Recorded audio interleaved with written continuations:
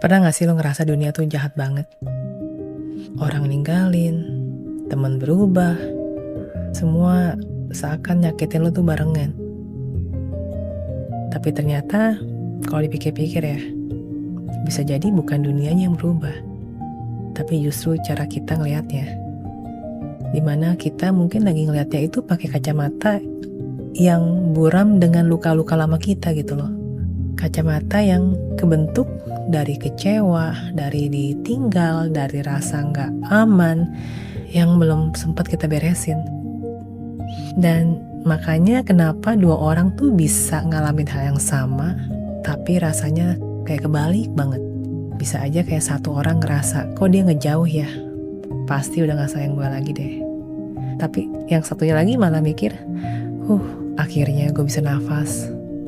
Dan bahkan contoh deh, diam itu bisa berasa kayak penolakan buat satu orang, tapi jadi kedamaian atau ketenangan buat orang yang lain.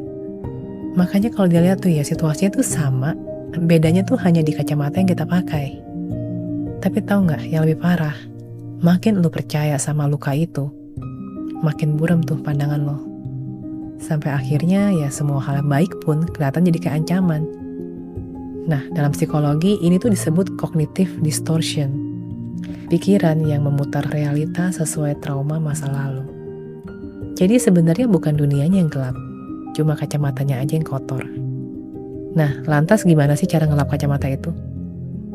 Pertama, sadarin deh, ketika luka lama lo mulai menyetir reaksinya lo mesti nanya, ini tuh fakta atau sebenarnya tuh ketakutan gue? Dan yang kedua, belajar diam sebelum bereaksi. Biar luka lo tuh gak sempet nulis naskah lah di kepala lo, bikin cerita sendiri. Dan yang ketiga, kasih izin buat sembuh. Sekali lagi ya, gak semua orang tuh datang buat ngulang luka lama di hidup lo. Kadang orang datang itu bukan buat ngulang itu semua, tapi justru buat membuktikan kalau ada yang bisa sayang sama lo tuh dengan cara yang baru. Dan kalau lo udah tenangin diri, lo tuh bakal sadar, dunia gak sejahat itu kok. Cuma kacamata kita aja yang udah kelamaan kotor. Dan ingetin deh diri lo, yang gue lihat sekarang belum tentu benar. Karena kadang yang buram bukan dunia, tapi pandangan gue sendiri.